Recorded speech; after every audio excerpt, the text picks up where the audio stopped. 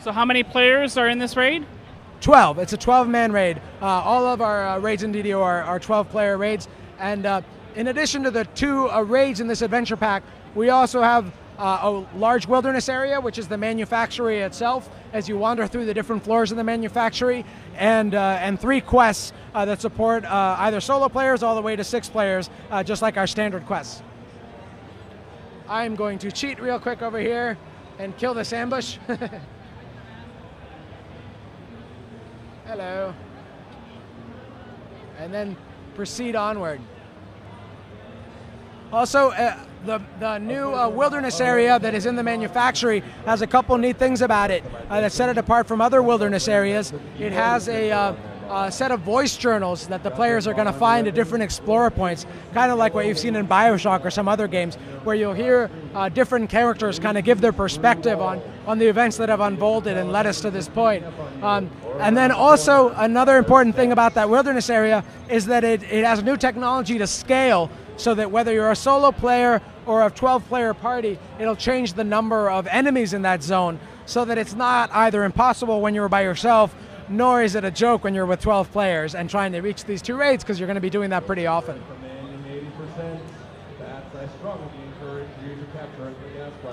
So here we are. This is the Lord of Blades. He is presently sitting under this beam of energy, under the Creation Forge.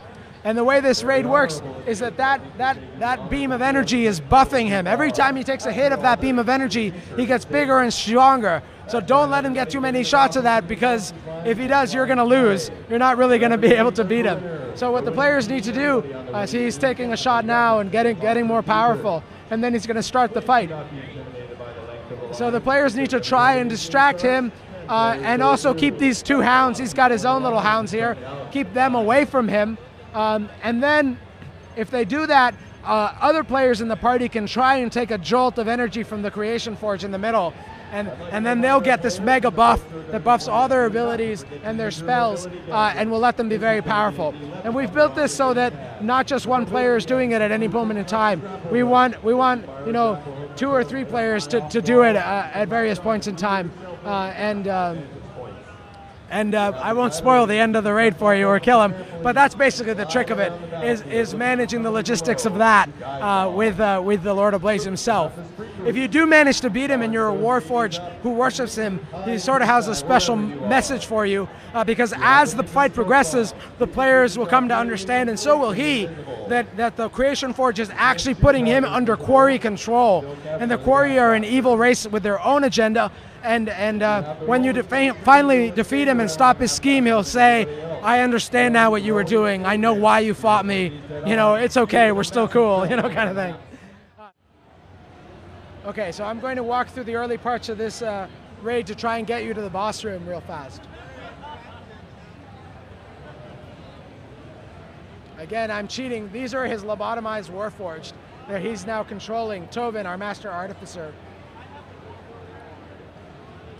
Another cool thing in the adventure area, as you make your way through it, you'll encounter these mage fire cannons, which are weapons of House Canop, these guys right here.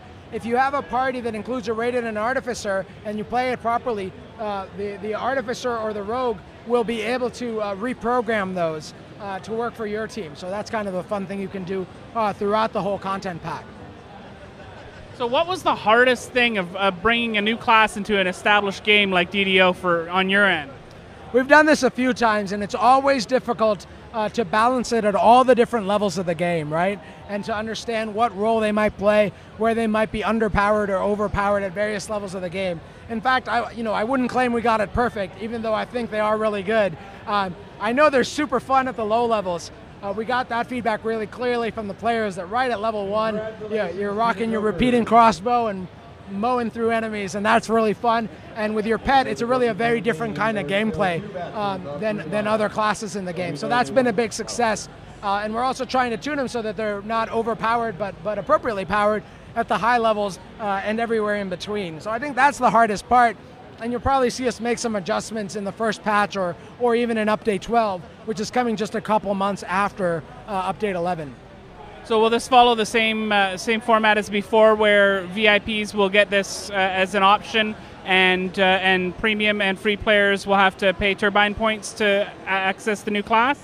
It's a little bit different. We've done this before with the favored soul, where you have to unlock them with favor, even if you're a VIP. So this is unlockable, whether you're a free player, a premium player, or a VIP, you can unlock the Artificer with gameplay. However, there's an important caveat on that. You unlock it with House Cannith favor, and you cannot earn enough House Cannith favor in Update 11 to unlock him. But we're trying to get the word out to players. We're not trying to hide this fact that you will be able to unlock him with Update 12. So that's our promise to players. If you are the kind of person that wants to unlock it and wait, if you have the patience and you have a high-level character who's going to be capable of beating this content, earn your House Cannith favor now, earn as much as you can, and then you'll be able to unlock your Artificer when Update 12 comes out, which will still be this year, just a couple months after. Perfect. So here we've reached his workshop. Here's Tovin's workshop, and he's got a little projection of himself right here that we can talk to. Long story short, we tell him to turn himself in, and he politely declines, and he's going to try and send these guys at us, which again, because I like to cheat, I will quickly vanquish. All right, so this is where the final raid fight takes place. It's a really elaborate raid in here.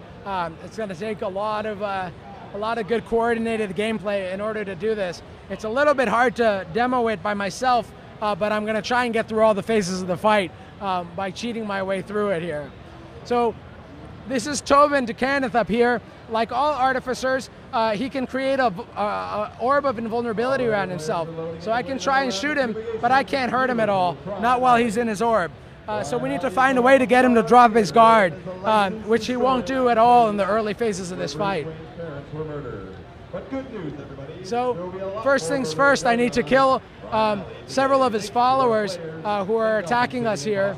And again, keep in mind you'll want to have your 12-man group split up around this room to properly do this fight.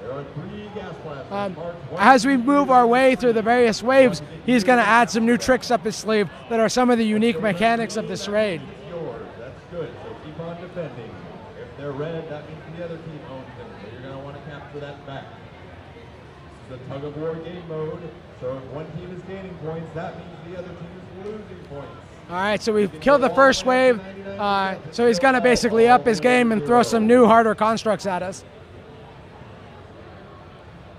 This includes these Sentinel Guardians over here, who are basically very nasty Jedi trainer orbs or something. They're a new kind of construct that are here in this update that House Cannith is using, and some of their followers use as well.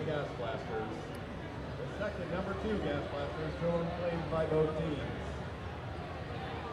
Remember, it's not just about killing your mortal nemesis, whether that be a bat or a joker. It's about fumigating them out with the gas blasters in fumigation game mode. All right. So as we get through this next wave, he's going to start another wave of the fight that's got a new mechanic to it. If you look above him, he's got this set of lights above his head.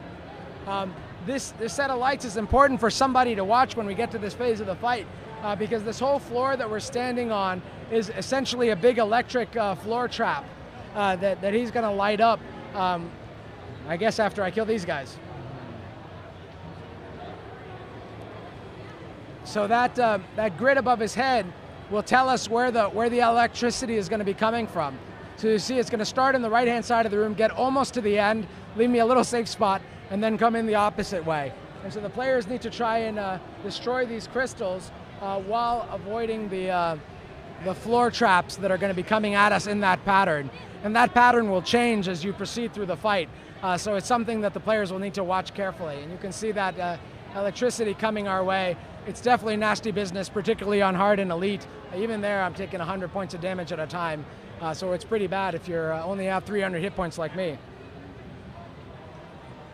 All right, and now it's going to start coming from this side. So we got to get out of the way and try and break some of these crystals. So the players will have to smash these crystals. And when they do, that will end this phase of the fight. So I won't show any more of the patterns. And now he says, he sees we're serious business, so he says, prepare the Titans. The Titans are basically his favorite toys and his ultimate creations. But before we get to fight the Titans, we have to vanquish a few more Magefire cannons. Well, I guess they're warming up the engines on the Titans or something.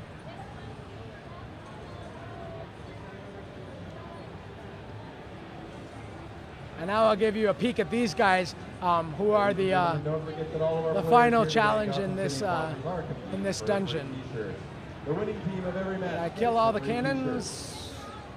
Yes, all right. So he says these Titans are his masterpieces. We have fought a Titan before, but these are pretty significantly upgraded. They are visually different because you can see that they have the House Cannith bullhead on them. This guy over here has a really upgraded ranged weapon. This guy over here has a really upgraded melee weapon. And the players will need to work carefully to basically get the melee guy with as much range damage as they can and the range guy with as much melee damage as they can. And then ultimately try and bring them down at the same moment in time. That is the only way that Tobin was lower his guard on the bubble. If you kill just one of them, he's an artificer, he can repair constructs. He'll just take the moment to reconstruct him and bring him back. But if you bring them both down, while he's bringing back both of his babies, he has to let his guard down on his bubble, and that's our opportunity to get some damage in on Tobin himself. So it's a really intricate fight. It's really fun. I think the monsters in the room are looking really good, and it should keep our players entertained for a long time with the great treasure system that I was mentioning that comes at the end of this. So what are some other things that we didn't get a chance to see today that are coming with the new update? Well, one big improvement in the update is that we're taking the crafting system out of beta. We've been doing a live beta with crafting since update 9 went live, which has been really great. We've gotten a lot of feedback from the players. So we're finally bringing the system out of beta. We're raising the max crafting level to 150 from the current 125, and also adding some good new crafting recipes for consumables, including a new kind of basically a portable crowd control spell device called a runestone that you'll be able to craft and use as you level up through the game. And also for the players that did play in the crafting beta, we're really appreciative for all their help and feedback. They're going to see some great improvements like more crafting essences dropping in chests, and the XP required for each crafting level is going to go down. And for anyone that has gained levels in crafting, they're just going to get the benefit of that. So if you were level 30 before, you might log in and find yourself a few levels higher than you were before.